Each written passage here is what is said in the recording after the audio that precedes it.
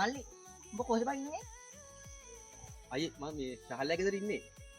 මේ ටග් ගාපට කැවිලා බලන් ගෙදරට. හරි අයියේ මම ටක් ගාලා එවිලා එන්න.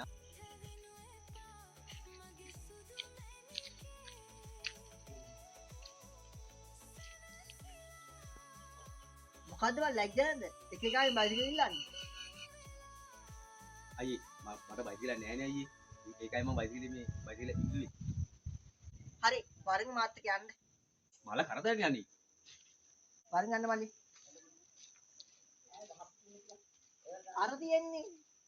උඹට ඉරා ගන්න. අයියේ මම රවුම පදින්න අයියේ. පදහන් කොහෙද?